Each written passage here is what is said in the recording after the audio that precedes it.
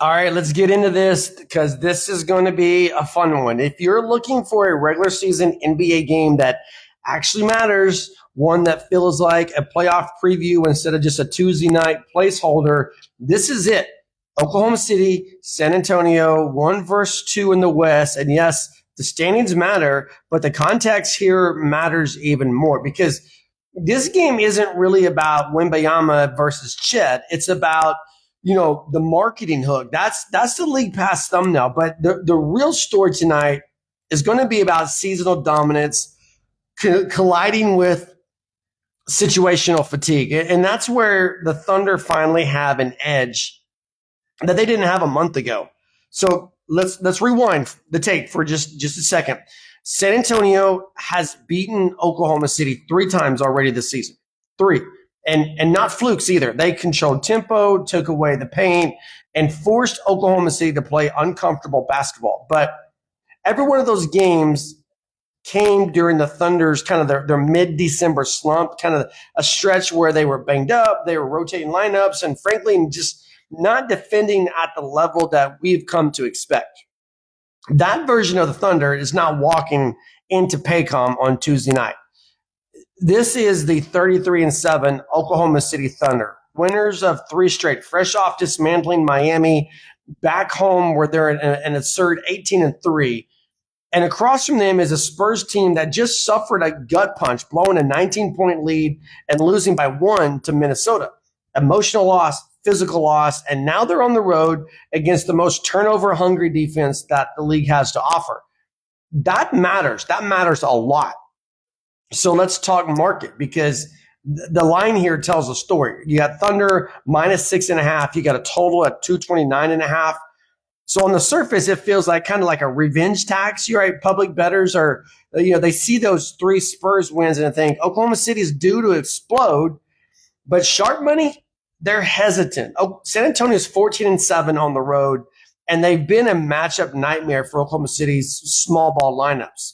So this number is basically daring you to kind of lay the points. And I think that's where things get interesting with this breakdown, right? Because matchup-wise, this game still comes down to the Giants, right? You got Wemby, who's been a problem for Oklahoma City, not a challenge, like a legitimate problem. Averaged nearly 28 points and 13 rebounds against them in December. Erased the Thunder's entire rim pressure identity. Oklahoma City thrives on driving the basketball, kickouts, chaos, and Wemby turns chaos into hesitation. But here's where I think the difference is going to be in this matchup. Chet Holmgren, healthy and rested, right? The shin soreness cost him a game, but it also brought him, some recovery time. Against Miami, he looked springy, decisive, and aggressive. And in this game Tuesday night, his job isn't to outplay Wembayama. That's a losing mindset. His job is just to stay on the floor, right?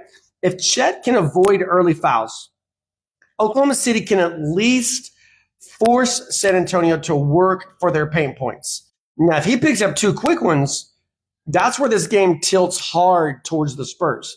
There's still no Isaiah Hartenstein. There's no safety net there. There's no true backup rim protector. So everything really hinges on Chet's discipline. And then there's SGA. This matchup has quietly bothered him. He admitted it as much. San Antonio's length, Sochan Castle, the help defenders stunting early, they kept him out of rhythm in December. All right, he shot under 45% in those games, and that's rare. That's a rare area for him. But in Sunday's win against Miami, that was a controlled re-entry. 20 points, low stress, no forcing, and then this game, Tuesday night, there's the real test for him. Because if SGA gets to the free throw line, let's say he gets 10 plus, this spread becomes very uncomfortable for San Antonio. And that's the tell. When SGA dictates whistles, Oklahoma City dictates games. And then let's talk about the sneaky edge in this matchup, the bench. Oklahoma City, thin up front, but their perimeter depth, it's real. Ajayi Mitchell has given them a spark. Aaron Wiggins continues to be one of the most reliable next guy up players in the league. And when Oklahoma City goes into that chaos mode, trapping, jumping, passing lanes, forcing live ball turnovers, that's where San Antonio can start to wobble. And then don't get me wrong, the Spurs are elite, all right, but they are 20th in turnover rate. And Oklahoma City is number one in the NBA in points off turnovers. That's not a stat. That is straight up weapon. You get 5 or 6 live ball turnovers in this game. They don't just swing momentum, they're going to swing the spread. A 6-point game can become 12 in just 90 seconds here in this building.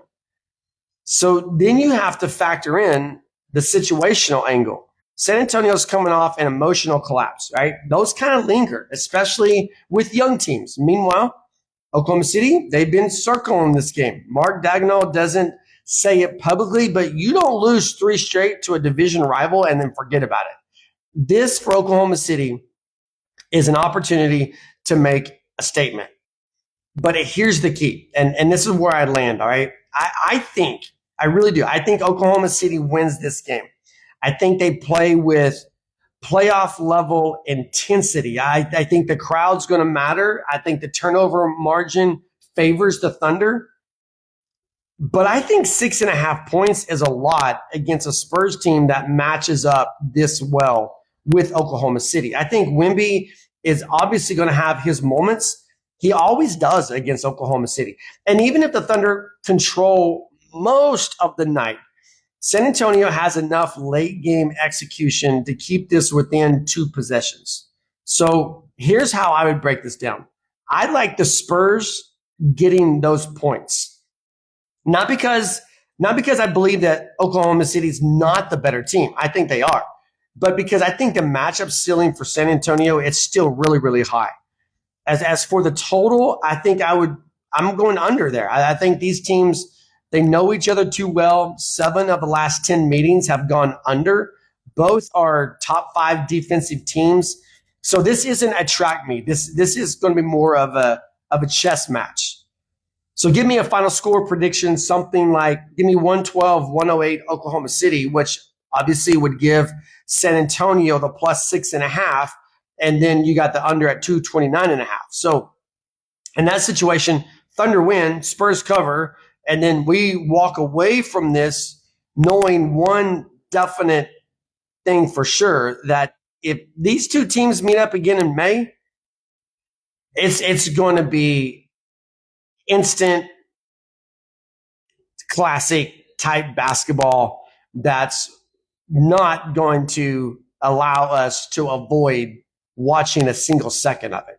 But for now, Tuesday night, game 4, Thunder Spurs. I think the Thunder finally gets away with the win in this series this season. And then we start looking at postseason and how these 2 teams are going to match up after that.